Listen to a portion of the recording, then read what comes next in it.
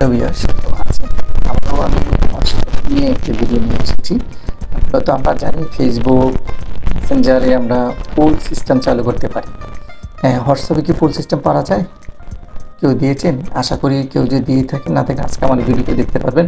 ফুল সিস্টেমে কোনো মেসেজ বা প্রশ্ন নিতে পারবেন।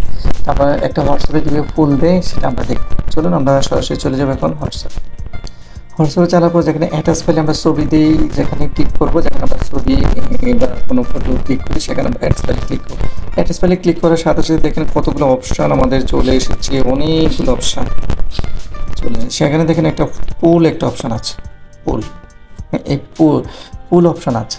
এই পুলটা দিয়ে হচ্ছে কি হোয়াটসঅ্যাপ এটা নতুন করেছে, আপনারা এটা দিয়ে আপনি যে কোনো প্রশ্ন বা কোনো জিজ্ঞাসা কমেন্ট নিতে পারবেন। আমরা দেখি এই পুলে ক্লিক করব।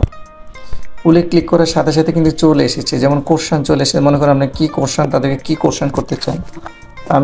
আমি এখানে লিখতে পারি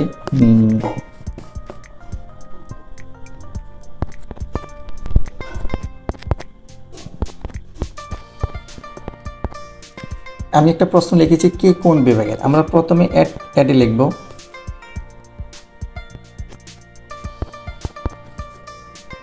দুই নম্বরে আমি লিখব চট্টগ্রাম, 3 নম্বরে লিখব কুমিল্লা। এভাবে আপনি অনেক লিখতে পারবেন, কোনো সমস্যা।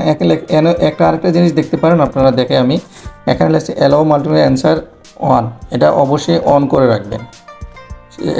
প্রত্যেকজনে একবার দিতে পারবে, এর পিছিয়ে দিতে পারবে না।